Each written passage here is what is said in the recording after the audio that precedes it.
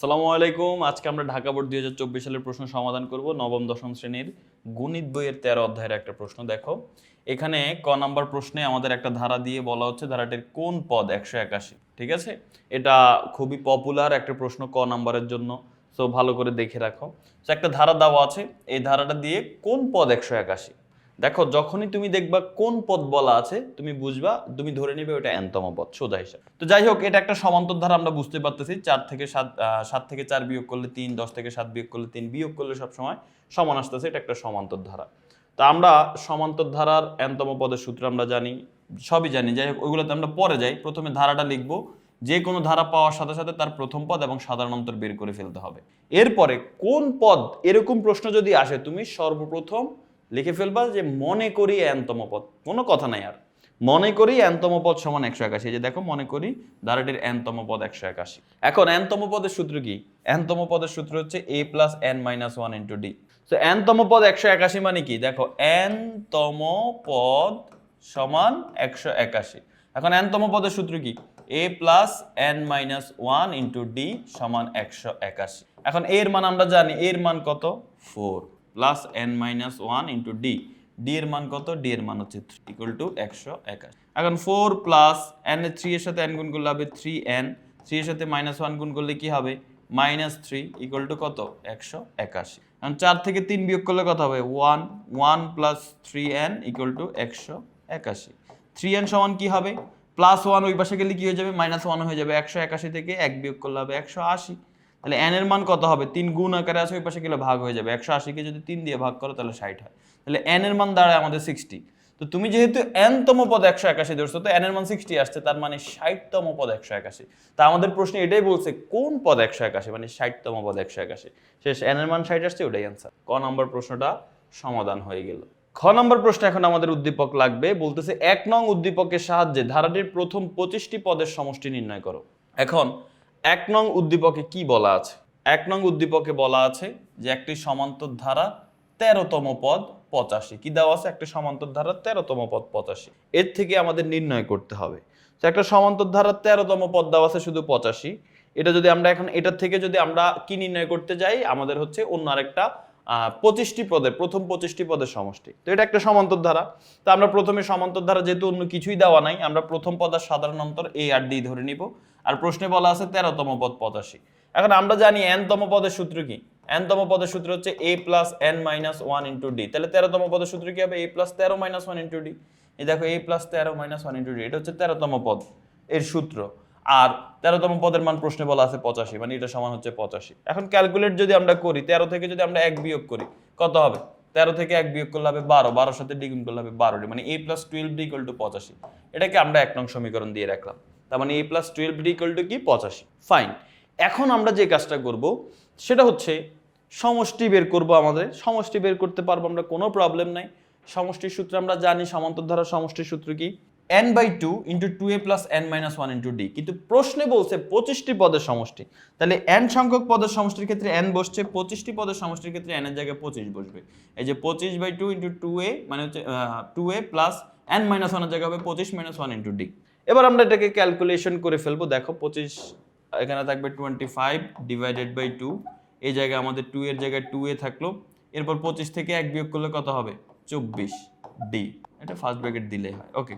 এরপরে 25/2, এখান থেকে কি কমন যায় বলো তো? এখান থেকে যদি আমরা 2 কমন নেই, দেখো এই জায়গা থেকে কিন্তু আমরা 2 কমন নিতে পারি। 2 কমন গেলে কি থাকবে? 2 কমন গেলে এখানে থাকবে শুধু a প্লাস 2a থেকে 2 কমন গেলে a থাকবে, 24 থেকে 2 কমন গেলে 12, মানে 12d এটা থাকে। তাহলে এখন দেখো, এই 2 আর এই 2 কিন্তু কাটাকাটি করে দিতে পারি। তাহলে থাকে কি? 25 ইন্টু a প্লাস 12d। এখন a প্লাস 12d কিন্তু মান আমরা 1 নং সমীকরণে পেয়েছি কত? 85। তার মানে 25 ইন্টু 85। এখন এটাকে দুইটাকে গুণ করলে যা হবে তাই হচ্ছে আমাদের অ্যান্সার। এই যে দেখো, বাকি অংশটা আমাদের অন্য পেজে দেওয়া আছে। এই যে দেখো, এখান থেকে আমরা পেয়ে গেছি 25 ইন্টু 85 মানে হচ্ছে 2125। তো খুব সহজ। গ নম্বর প্রশ্নে চলে আসি। চলো, গ নম্বর প্রশ্নেও এখানেও আমাদের উদ্দীপক লাগবে। এখানে আমাদের বলা হচ্ছে 2 নংয়ের সাহায্যে আমরা দেখাবো যে ধারাটির প্রথম 10টি পদের সমষ্টি হচ্ছে এইরকম একটা মান। এগুলো দিলে আমার কাছে ভাল লাগে। কেন? কারণ তুমি শিওর হতে পারো তোমার ম্যাথটা হয়েছে কিনা, বুঝতে পারছো? যেমন এই যে খ নাম্বারটা করছো, এখন অ্যান্সার কি আসলে এত কিনা আর তুমি শিওর, বাট তারপরও মনে একটু খুঁতখুঁতে থাকো, হয়তো বা তোমার কোনো এক জায়গায় ভুল হইলেও হইতে পারে, কিন্তু এখানে ভুল হওয়ার সম্ভাবনা নাই, কারণ ভুল হলে তুমি দেখবাই যে অ্যান্সার, কারণ অ্যান্সার তারা বলেই দিস। তো এই জন্য আর কি অ্যান্সার বলে দিলে এগুলো সুবিধা আর কি, যে নিজের মধ্যে কনফিডেন্স পাওয়া যায়, ইয়েস হয়েছে। আচ্ছা, এখন আসো 2 নাম্বার প্রশ্ন। 2 নং একটা গুণোত্তর ধারা, এটা 2টা পদ দেওয়া আছে, একটা হচ্ছে 4তম পদ মানে চতুর্থ পদ 3√3, আর 7তম পদ মানে সপ্তম পদ যেটা হচ্ছে 8। এই 2টা জিনিস দেওয়া আছে, এইটা থেকে আমাদের বের করতে হবে এই গুণোত্তর ধারার প্রথম 10টি পদের সমষ্টি। তো সমষ্টি বের করতে পারবো আমরা তখনই যখন আমাদের কাছে এ এর মান আর ডি এর মান আর এর মান থাকবে, যেহেতু গুণোত্তর ধারা।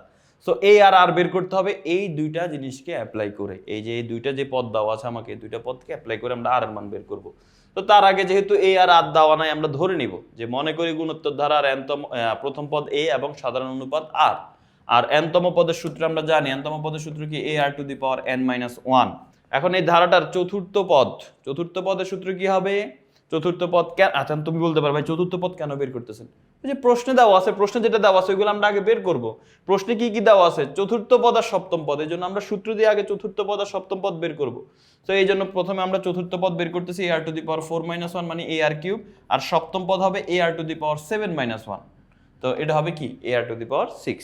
তাহলে চতুর্থ পদ আমরা এটা বের করছি, কিন্তু প্রশ্নে উদ্দীপকে বলে দেওয়া আছে এটা এই চতুর্থ পদ সমান 3√3, তার মানে এটা সমান 3√3, এবং সপ্তম পদ সমান 8 মানে এটা সমান হচ্ছে 8। এই যে সেটাই আমরা পরের 2 লাইনে লিখলাম, যে প্রশ্ন মতে এই চতুর্থ পদ সমান 3√3 আর সপ্তম পদ সমান 8, একটা 1 নং সমীকরণ, একটা 2 নং।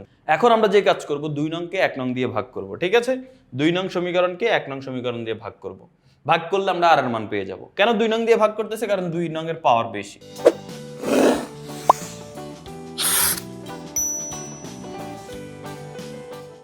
তো এখন এই যে 2 নংকে 1 নং দিয়ে ভাগ করার নিয়ম হচ্ছে বাম পক্ষকে বাম পক্ষ দিয়ে ভাগ, যেটার পাওয়ার বেশি সেটাকে ভাগ করব, যেটার পাওয়ার কম সেটা দিয়ে। তাহলে আর two the power 6 K R cube দিয়ে ভাগ, আর two the power 6 K R cube দিয়ে ভাগ, আবার এইটাকে এটা দিয়ে ভাগ, এই যে 8 কে এটা দিয়ে ভাগ করলাম।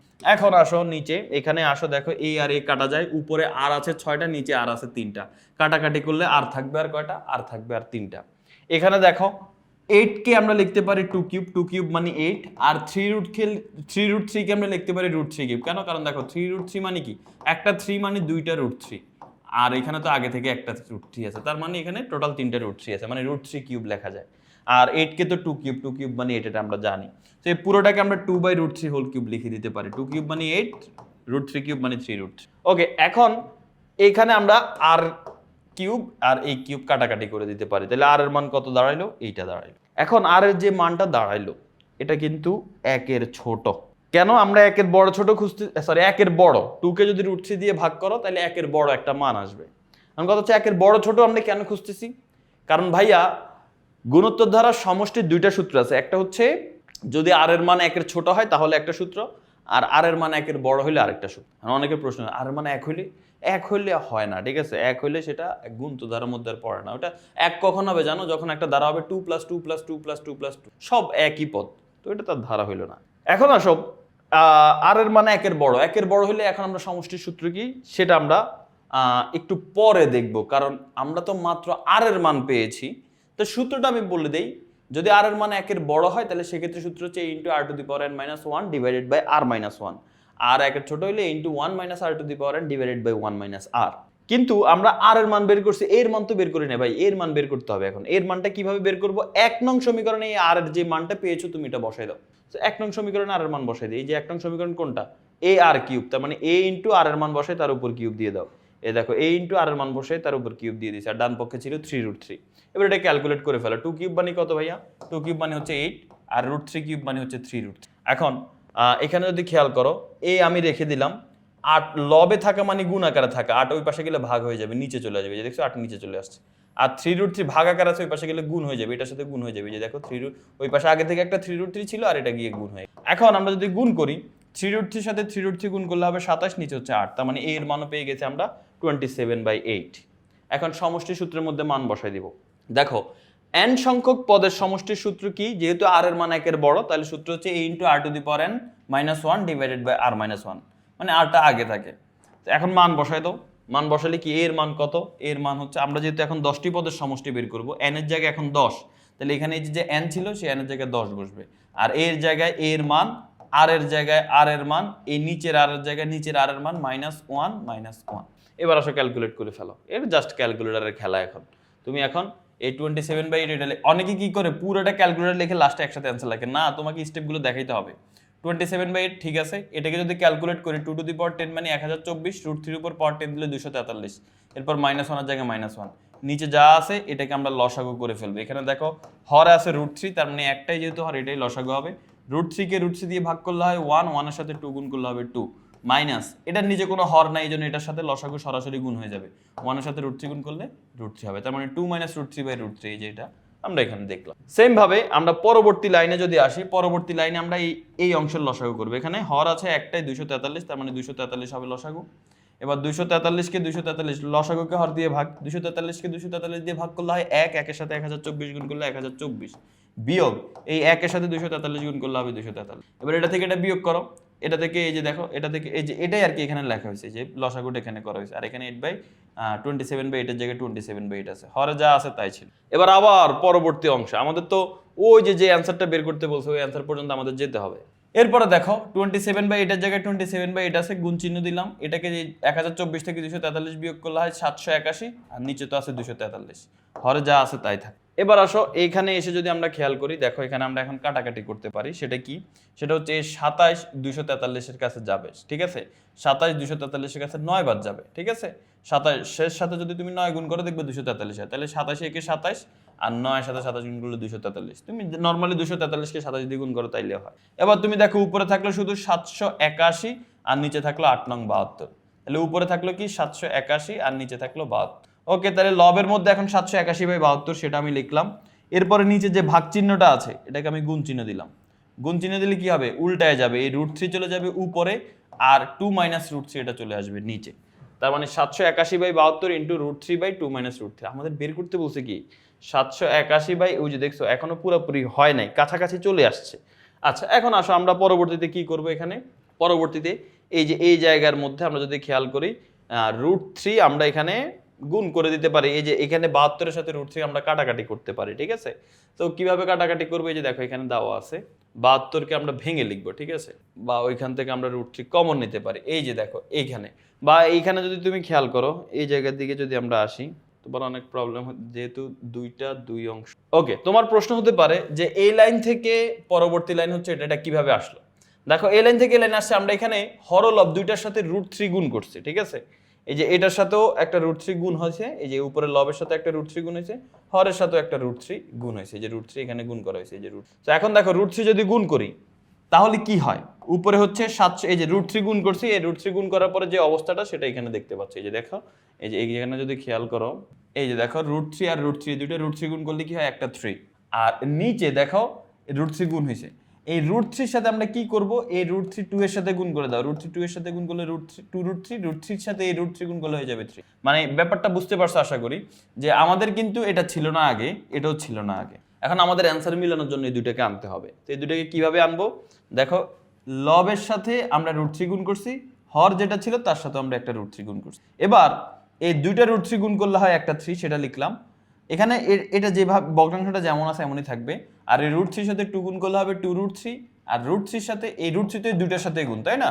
2 এর সাথে গুণ দিলে 2√3, √3 এর সাথে √3, দুইটা √3 গুণ করলে একটা 3 হয়, যেখানে 3। এখন আমরা যদি এখানে কাটাকাটি করতে চাই তাহলে কি করতে পারি, এই 3 72 এর কাছে কয়বার যায় কাটাকাটি করতে পারি, 3 একে 3, আর এখানে হবে 24, 3 24 72, তার মানে উপরে থাকলে 1 আর 781 গুণ দিলে 781, নিচে থাকলো শুধু 24, সাথে এই অংশটা 2√3 - 3, এটাই আমাদের প্রমাণ করতে বলছে, দেখাইতে বলছে, তার মানে 10টি পদের সমষ্টি কিন্তু আমরা দেখাইতে পারলাম। আশা করি বুঝতে পেরেছো। সো পরবর্তীতে আমরা আরেকটা ক্লাসের ভিডিওতে তোমাদের সাথে দেখা হয়ে যাবে ইনশাআল্লাহ। সেই পর্যন্ত সবাই ভালো থাকো, আল্লাহ হাফেজ, আসসালামু আলাইকুম।